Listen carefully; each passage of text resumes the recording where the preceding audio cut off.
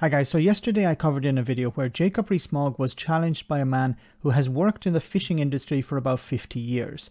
During his time on Nick Ferrari's show, he was also put in a bit of a difficult spot when he was called out on the cost of living crisis and how he and other Brexiteers had promised to reduce VAT on fuel to help people deal with the rising costs of heating their homes. Mogg has said on a number of occasions in the past that it was necessary to leave the EU in order to cut VAT and help people out. Well, that's not entirely true.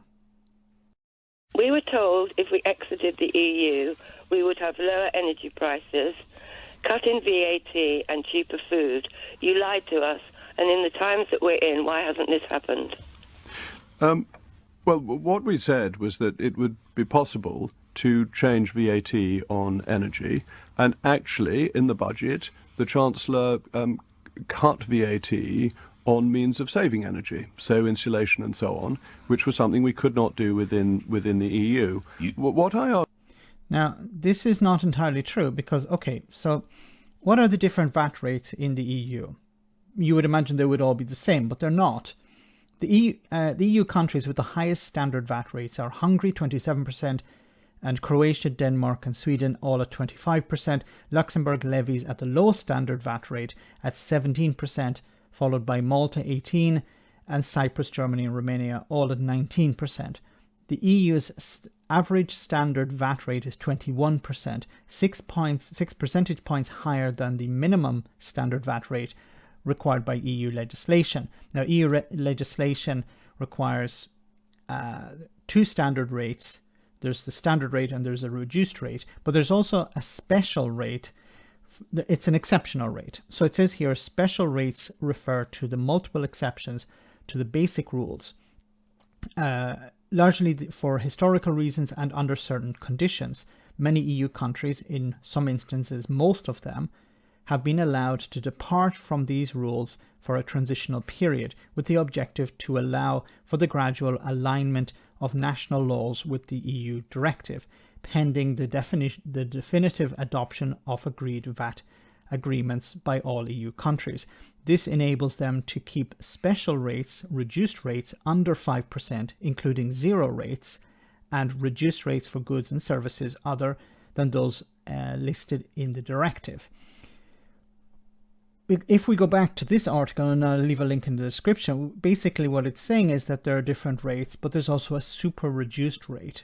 And you can see, for example, France has a 2.1% reduced rate, Ireland 4.8%, Italy 4%, Luxembourg 3%, Spain 4%, and the United Kingdom, according to 2022, doesn't have it. If we look at the standard rate, Austria 20%, as we saw before, Luxembourg 17%, for example, the UK 20%. So the UK has the possibility now after Brexit to reduce, but it had the possibility to reduce the VAT rate before Brexit. The difference now is that Brexit has happened, but they haven't reduced the VAT rate. Now, I covered in a video recently where the VAT rate had been reduced, but it's gone back up again. And that's harming businesses. It's been harming businesses from the 1st of April. So as other countries in the EU can reduce their VAT rate, so could the UK. And the UK has decided to reduce its VAT rate post-Brexit, but put it back up again, which doesn't make a lot of sense. Argued about food is that we have tariffs on food coming from food, clothing and footwear. That's right. Cheaper That's food, absolutely right. Clothing absolutely and right. Footwear. Because we have tariffs on food, clothing and footwear. Food price inflation up 4.3% last month. Do yes. go on, Mr. Rees-Mogg. Yes. But these That's are not cheaper. These are two different things. That one is the costs that we impose on countries we import from. And with the trade deals that we are doing, and particularly important with Australia and New Zealand, we are taking tariffs off food, footwear and clothing. Okay. The problem also with this is that the UK doesn't import a lot of food from Australia. I'll get to that in a moment. It says here, and this is from the UK government's own website, the UK currently produces the equivalent of about 60% of domestic consumption by value, part of which is exported. Okay, so not all of the food produced is eaten, is consumed in the UK. Some of it is exported. About 54% of food on plates is produced in the UK. And of course, this depends on the time of year. It varies throughout the year, including the majority of grains, meat, dairy, and eggs. Self-sufficiency is about 54% in fresh vegetables, 16% in fruit, as subsequent indicators will set out. UK food production is driven by market forces rather than aiming to maximize calorie production from available land. So, not all food is produced in the UK. Some of it has to be imported. Where is most of it imported from? It says here, once again from the same website, UK government website, EU countries continue to be the main source of, and this is food, feed and drink imports, and therefore essential to the UK's food security. 39% of this type of food is imported by value, were dispatched from 4 EU countries: the Netherlands, Republic of Ireland, Germany and France in 2020. And while these are figures for 2020, it's probably pretty much the same for 2022, irrespective of Brexit, because food has to be still imported. There hasn't been a massive turnaround in producing food in the UK in 2 years. But let's get back to what Jacob Rees-Mogg is saying. And the more free trade deals we do, the more tariffs will be removed, and more importantly, actually, because they have a big cost in terms of the flexibility of markets, the more non-tariff barriers will be removed. But there is a global inflation in food prices, which has nothing to do with Brexit.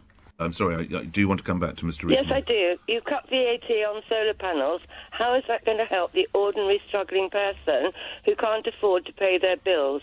You are so patronising, Mr. Rees-Mogg, and I find it absolutely outrageous that people are going to suffer from hypothermia, they're going to die, they can't eat and they can't heat their homes. So how is that helping the ordinary struggling person?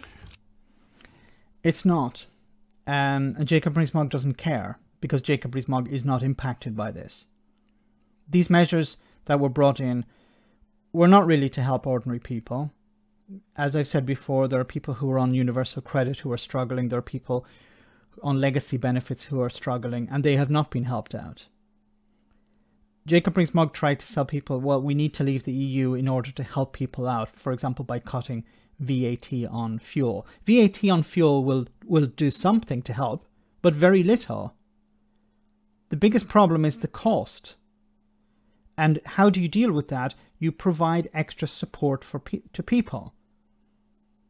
Give them £100, not a loan, £200, £300, because bills are going up massively. But don't give them a loan, give them a grant. Help them out now. Give them cash so they can actually buy food. They can try and cut down on their consumption of fuel, but you can't cut down on your consumption of food.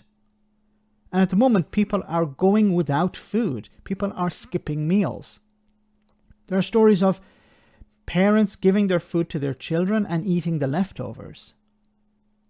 Of course, Jacob Rees-Mogg doesn't understand this because he's so disconnected from this reality. Let me know in the comment section, guys, what you think about all of this. As always, your comments are greatly appreciated. Thanks a lot.